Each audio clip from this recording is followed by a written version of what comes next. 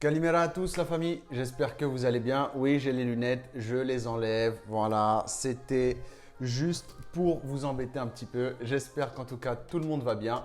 Alors aujourd'hui, on se retrouve pour une nouvelle vidéo dans laquelle on va parler d'une île, d'une ville que l'on ne présente plus, une des plus connues que l'on peut voir sur notre feed Instagram, avec ses paysages blancs, ses coupoles bleues, une des îles stars de la Grèce. Je pense que vous avez compris. Aujourd'hui, on va parler de Santorini.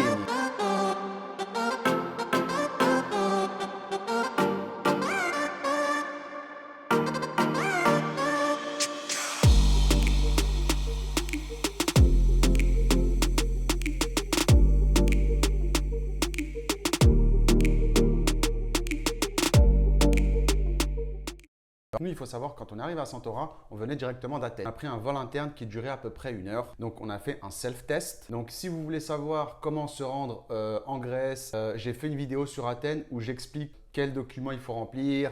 J'informe aussi sur les tests PCR, etc., etc. Je vous mets le lien de la vidéo en description et je vous mets les liens utiles pour tout ce qu'il faut savoir sur comment voyager en Grèce. Alors, on va commencer par la présentation parce que malgré tout, je sais qu'il y a beaucoup de monde qui ne connaissent pas trop Santorin. Hormis les paysages un peu clichés qu'on peut voir sur Instagram, il faut savoir que Santorin, c'est un petit archipel qui fait partie d'un ensemble de petites îles situées sur la mer Égée à environ 50 minutes de vol d'Athènes. Cet ensemble de petites îles, appelées les Cyclades, on peut y trouver des îles comme Mykonos, Paros, Naxos, etc. Pour Mykonos, on y reviendra dans une prochaine vidéo. Alors, Santorin constitue l'un des principaux lieux touristiques de la Grèce avec ses villages blancs à coupoles bleues, perchés au sommet des falaises et surtout ses couchers de soleil incroyables. Pour moi, c'est quasiment les plus beaux de l'Europe. Dans l'endroit où il y a les piscines en troglodytes, vous savez, les piscines que vous likez en général sur Insta, il faut se rendre dans la ville d'Oia, la ville où se situent tous les décors que vous avez principalement l'habitude de voir. Maintenant que les bases sont posées, on peut voyager. Donc, dès qu'on est arrivé d'Athènes, une navette nous attendait. La navette était gratuite, ça c'est important de le préciser parce que nous, du coup, comme on avait pris une villa, contrairement à Athènes, on avait pris un appart-hôtel. Comme on avait pris une villa cette fois, dans le prix, il y avait évidemment un transfert de l'hôtel qui était gratuit. Alors ça, c'est pas toujours gratuit, ça dépend de ce que vous réservez. Donc si vous prenez une villa ou un truc un peu haut de gamme, en général, vous aurez la navette qui sera offerte. Et si vous prenez un truc un peu plus économique, on va dire, soit venir par vos propres moyens à l'hôtel, c'est-à-dire en taxi, soit demander à l'hôtel directement une navette qui pourra me récupérer à l'aéroport. Vous la facturez, donc vous pouvez négocier plus ou moins le prix. En général, c'est entre 5 et 30 euros. Tout dépend de où est-ce que vous logez. Une fois qu'on arrive à la villa, ce qui était cool, c'est que la villa qu'on avait louée, elle était en partenariat aussi avec une société qui loue des scooters, des buggy, des quads. Là, on avait déjà le packaging complet de Santorin, c'est-à-dire la villa et le quad, buggy, scooter, le moyen de transport. Ça, c'est vous qui voyez. La location d'un scooter, quad, etc., buggy, alors en général, les prix varient beaucoup selon la saison, selon le modèle que vous prenez et selon la puissance. Donc voilà, vous avez les dates du début de saison, du milieu de saison et de la haute saison. Donc vous avez également les prix, alors c'est les prix à la journée. On comprend que le plus économique du coup, ça va être les scooters 50. Ensuite, vous avez des 125, vous avez aussi des quads. Alors le quad, plus il est puissant, évidemment, plus il sera cher. Et pareil, pour les buggy, vous avez 2 modèles. Donc c'est à peu près tout ce qui se trouve, que ce soit à Santorin, à Mykonos, ce sera à peu près les mêmes prix. Alors après, sur Naxos, Paros et les autres îles des Cyclades qui sont un petit peu moins famous, vous pourrez peut-être trouver des prix peut-être un peu plus abordables. Je n'ai pas été à vérifier. Ceux qui ont déjà été, n'hésitez pas à nous le dire aussi dans l'espace commentaire. Alors en général, le véhicule, on vous le fournit également en réserve. Donc ce sera à vous de gérer votre essence, d'en mettre et puis après de gérer jusqu'à la fin de votre location. Nous, on avait loué un quad personnellement et pour moi, je trouve que c'est le meilleur parce que le quad, c'est le bon compromis entre t'es à l'aise, même à deux, vous êtes à l'aise. Avec Mimi, quand on était sur le quad, franchement, on était à l'aise tous les deux. Le quad, il est assez maniable. Et puis franchement, je pense que ça suffit largement. Un buggy avec la pleine saison, ça peut être vite problématique parce que vous pouvez avoir des bouchons sur l'île parce qu'il y a énormément de monde. Donc si tout le monde commence à se pointer en buggy, plus avec les locaux qui vivent sur place et qui ont des véhicules, ça va vite pas le faire. Nous, on a été fin mai, il faisait super chaud. Donc franchement, c'était un bonheur de rouler en quad. Tu vois la falaise, le coucher de soleil, les dégradés de couleurs, c'est magnifique. Donc je pense que le quad, c'est le meilleur. Le scooter, je n'ai pas testé. Mais de ce que j'ai pu comprendre, on n'est pas très à l'aise. Alors certes, c'est plus économique, on est un peu serré à deux. Et voilà, et comme moi, j'avais toujours mon sac avec mon drone, mon matos, etc. Pareil avec Mimi, elle avait aussi ses affaires. Donc on avait un petit top caisse et puis on pouvait plus facilement mettre nos affaires sur le quad. Donc je trouve que c'est beaucoup plus adapté. Si vous avez un budget un peu plus restreint, un 125 ou même un 50, c'est pas plus mal. Après là-bas, faut faire quand même attention en pleine saison parce que je pense que beaucoup de gens louent donc des véhicules. Ils ne sont pas forcément aussi très qualifiés pour conduire tout ça. Faites très attention. Il faut quand même avoir le permis et avoir plus de 18 ans. Ça, c'est les choses les plus importantes à savoir quand vous voulez louer. Moi, ce que j'ai aimé, c'est que ça a été très facile de louer, que ce soit à Santorin ou à Mykonos, on en reparlera, mais c'est très facile de louer. Ça veut dire que dès que vous arrivez, voilà, vous donnez votre permis, carte d'identité, le mec il prend, vous fait remplir le papier, le document et vous partez avec. Vous mettez d'accord, je vais le rendre à telle heure, temps, c'est parfait. Il y a un numéro si vous avez un problème. Et pareil au niveau des casques, ils sont pas très relous. Je sais que je devrais pas trop dire ça normalement, mais bon, ils sont pas trop chiants, donc ça va. Tout le monde roule sans casque, que ce soit les policiers, les locaux, tout le monde roule sans casque. Personne ne vous prend la tête, c'est cool. Donc faites quand même attention, ça sert à rien de rouler vite, mais vraiment, vraiment, s'il vous plaît, soyez prudents, c'est très important parce que si vous allez là-bas et que il vous arrive quelque chose, c'est des vacances gâchées. N'oubliez jamais ça. Donc profitez, mais en faisant attention, c'est très important. On a fait à peu près le tour, on peut comprendre sur quoi faire à Santorin. C'est parti. Alors nous, il faut savoir qu'on est resté le premier jour à la villa. On a vraiment voulu profiter de la villa parce que ça faisait longtemps qu'on n'avait pas voyagé. À Athènes, on savait que c'était physique, on a visité, on a bougé toute la journée. Donc on voulait vraiment se reposer à Santorin et profiter du petit déjeuner qui était inclus dedans. Donc voilà, je vous la montre, l'Embellie Sunset Villa.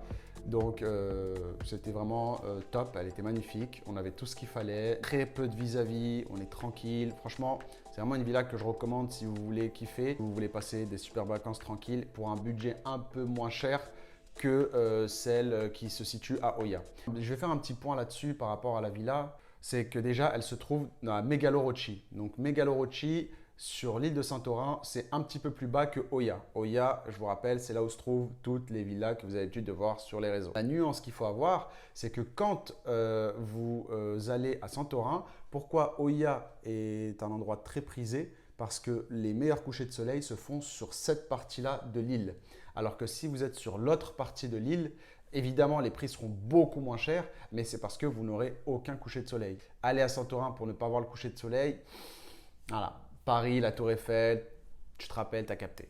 Donc faites très attention si vous voulez réserver un hôtel ou une villa à Santorin, veillez à être du bon côté de l'île pour pouvoir profiter de très beaux couchers de soleil. Megalorochi, c'est sur le même côté qu'Oia, du coup on peut profiter des mêmes couchers de soleil à des prix beaucoup plus bas. Donc la villa nous a coûté à peu près pour 4-5 jours environ 1000 €, ça va. Et à Oia, il faut savoir que vous avez des villas pour 1000 € la journée. Alors chacun son budget évidemment, mais on voulait une villa tranquille, on voulait surtout pas de vis-à-vis, on voulait vraiment profiter, on voulait vraiment voilà, être en toute intimité parce que vraiment les villas que vous voyez à Oia, pour y avoir été, de la voie piétonne, je pouvais voir à l'intérieur des gens dans leur piscine, quoi. Alors c'est pour ça qu'ils ont fait les piscines en troglodyte à l'intérieur pour pouvoir avoir de l'intimité. Mais voilà, je pense que c'est un petit peu matu vu, c'est fait un petit peu exprès aussi. Donc s'il y en a qui aiment un petit peu ce côté où on me voit et tout, pas de problème là-dessus. Et s'il y a d'autres qui préfèrent des coins un peu plus cachés, un peu plus tranquilles, avec des prix aussi beaucoup plus abordables. Donc, évidemment, on a eu énormément de retours positifs suite à cette villa par rapport à nos amis, nos familles, etc. Donc voilà, j'espère que j'ai été assez clair sur les villas. Oia, où les villas sont beaucoup plus chères et beaucoup plus de vis-à-vis. Megalorochi, qui fait partie de ces villes qui sont sur la même face de l'île que Oia et qui sont beaucoup moins chères. Donc voilà, je pense qu'on a fait à peu près le tour sur les villas, etc. Évidemment, lien en description si la villa vous intéresse. Et on passe au jour 2.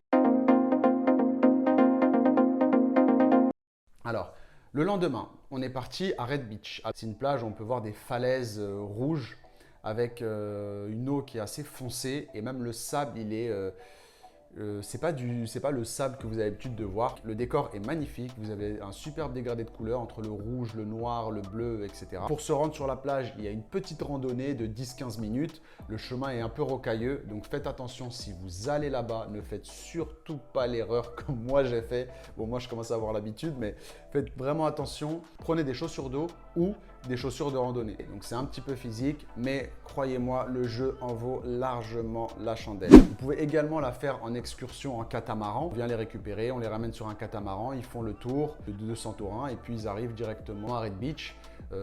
Donc nous, on a préféré se rendre sur place avec notre quad. Et donc l'excursion en catamaran, c'est aussi quelque chose que vous pouvez faire, que vous pouvez caler dans une de vos journées. C'est parti pour le jour numéro 3. Jour numéro 3, on est parti donc à Black Beach. C'est par lui, c'est un beach club. C'est vraiment l'un des plus connus et celui que l'on nous a le plus recommandé, que ce soit par nos amis ou par des locaux. Le sable est noir, les falaises sont dorées, l'eau est cristalline. Est-ce que j'ai besoin d'en détailler un peu plus? C'est magnifique, donc vraiment, je vous le recommande. Le quartier en plus, il est super sympa, très agréable. Il est un peu animé, un peu ambiancé aussi.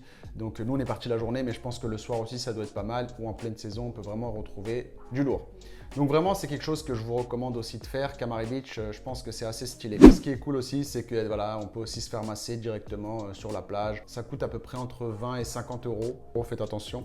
En général, c'est pas plus. Évidemment, si vous souhaitez trouver une plage simple, sans beach club, sans vraiment une plage un peu sauvage et vous poser dessus avec votre serviette, vous pouvez. Il y en a également. Moi, je ne l'ai pas fait parce que je n'ai pas eu vraiment le temps de le faire. Je voulais vraiment aller dans les endroits, on va dire, un peu incontournables. Mais vous pouvez également, si vous êtes là pour un peu plus longtemps ou avec un budget un peu plus restreint, vous pouvez également vous poser sur une plage un peu plus tranquille. Donc voilà, jour numéro 4. Donc le jour 4, on s'est reposé, on a fait un petit tour, voilà, on a profité des décors, on a visité Oya, on a visité Fira également. C'est une ville qui est très intéressante, elle est juste à côté d'Oya et elle est plus connue, si vous voulez, pour ses food courts, les restaurants. Voilà, Fira, c'est plus les restaurants et l'ambiance. Oya, c'est un petit peu plus le luxe, un peu la jet set, c'est des restaurants très classe, très chers aussi. Donc voilà, c'est plus la jet set. Fira, c'est un peu plus accessible, c'est plus voilà, la classe moyenne quoi, et c'est tout aussi agréable. Donc on a fait les deux. Moi personnellement, j'ai préféré Fira. Est-ce que c'est une question de budget ou d'ambiance? Personnellement, moi je préfère Fira. De toute façon, c'est là où vous trouverez les meilleurs coins pour vous ambiancer. Alors, où manger à Santorin? Alors évidemment, nous, on était à Megalorochi, qui était à environ 25-30 minutes en quad de Oya et à peu près 20 minutes, 15-20 minutes en quad de Fira. Vous pouvez manger à peu près partout. Vous prenez votre quad, vous partez et vous trouvez les premières choses qui vous plaisent. Et en général, on mange très bien aussi à Santorin. J'ai à Fira, comme je vous ai expliqué, c'est l'endroit où on trouve le plus de food court et surtout un kebab halal. Le seul de l'île, c'est le seul halal de l'île. Vous voulez manger de la viande, vous vous rendez à Fira, c'est le kebab, c'est le premier que vous voyez. En général, dès que vous arrivez sur la voie piétonne, vous ne pouvez pas le rater. Alors, je vous mets le nom si vous le souhaitez. Voilà. Et maintenant qu'on a vu à peu près où se régaler, on attaque le dernier point de la vidéo. Alors encore une fois, les deux principales concernées, ce sera Oya et Fira. Ce sera les meilleurs endroits pour passer du bon temps, pour tarder un peu la nuit, pour s'ambiancer, si vous cherchez des bars, etc. Je vous mets une petite liste des bars et restaurants en description si ça vous intéresse. C'est vraiment les deux coins de l'île où vous pouvez profiter. Nous, on n'a pas pu en profiter parce que déjà, on était KO.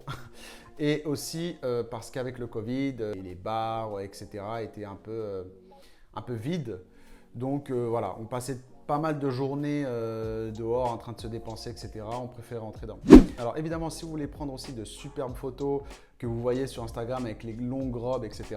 Ça, c'est une personne qui le fait. Il faudra le contacter. Alors si vous voulez, je vous mets son Instagram en description. Hein. Vous voyez, si ça vous intéresse, c'est un peu cher. On va pas se mentir, c'est pour ceux qui ont du budget. Donc voilà, si ça peut vous faire plaisir, parce que je sais qu'il y en a plein qui se demandent comment on peut faire ça, etc. Donc maintenant, vous savez. Donc, et maintenant qu'on a fait le tour, place aux avantages et inconvénients. Alors, avantage numéro 1, soleil plein. Franchement, rien à dire, pas un nuage. un soleil magnifique, vraiment la température, la météo était au rendez-vous. Pour ceux qui ont vu la vidéo d'Athènes, vous savez que c'est très important pour moi quand il y a un beau soleil. Donc voilà, moi déjà le soleil, la météo, toujours au top, avantage. Avantage numéro 2. La facilité de location. Comme je vous en parlais au début, c'est très facile de vouloir louer un scooter, un quad ou un buggy. Il suffit juste que vous ayez 18 ans et le permis. C'est rapide, c'est efficace, c'est cool. Donc ça aussi, c'est quelque chose qui est très important. Donc avantage numéro 3. Les gens, encore une fois, sont très sympas, accueillants, souriants. Tout le monde parle anglais, tout le monde a l'habitude des touristes. Donc encore une fois, c'est quelque chose de très cool. Avantage numéro 5. Les couchers de soleil. Franchement, les couchers de soleil, ils sont juste magnifiques. Vraiment, vous allez voir, hein, si vous avez la chance d'y aller, vous serez scotché. Et pour ceux qui ont déjà été, n'hésitez pas aussi à nous dire en commentaire à quel point vous avez trouvé ça magnifique. Avantage numéro 6, ce sentiment de liberté. Ça, c'est vraiment quelque chose qui est très important. Je trouve que c'est vraiment vous avez vraiment le sentiment d'être libre, quoi. Vous vous levez le matin, vous piquez une tête dans votre piscine, vous vous levez, vous prenez votre quad, vous démarrez, personne ne vous calcule, vous faites votre vie, vous faites ce que vous voulez. Vous pouvez aller à la plage, vous êtes vraiment tranquille, vraiment libre. Et ça, c'est vraiment quelque chose que j'ai aimé. On va passer maintenant aux inconvénients. Alors évidemment, il n'y en a pas beaucoup. Donc le premier inconvénient, ce sera que c'est un petit peu cher. Évidemment, tout est importé, c'est une île. C'est un endroit assez luxueux, donc je peux comprendre que ce soit un peu cher. Donc voilà, vraiment, si vous allez là-bas, il faudra un petit peu mettre la main dans le porte-monnaie. C'est normal. C'est pas non plus le truc le plus cher que j'ai vu au monde, mais ça reste quand même cher. Faites attention à ça. Inconvénient numéro 2, je mettrai le halal, évidemment. C'est pour moi un endroit aussi luxueux. Je trouve pas ça normal que, encore une fois, il n'y a qu'un petit kebab halal qui se bat tout seul, quoi. Ils ont des centaines de restaurants. Un petit restaurant halal, surtout qu'il y a beaucoup d'Arabes qui viennent. Donc je me dis que, bon, je ne sais pas comment eux ils font, hein, mais peut-être qu'ils ne mangent pas halal sur place. Peut-être qu'ils ont déjà un traiteur qui s'occupe d'eux spécialement. I don't know. Donc voilà, donc Santorin pour moi c'est vraiment une ville qui est top. Je vous recommande vraiment d'y aller entre mars et septembre, mais je vous conseille vraiment d'éviter juillet-août parce que vous avez toute l'Europe, vous avez toute la populace, vous avez toute la planète, il y a trop de monde et vous ne pourrez pas profiter comme vous aurez pu profiter.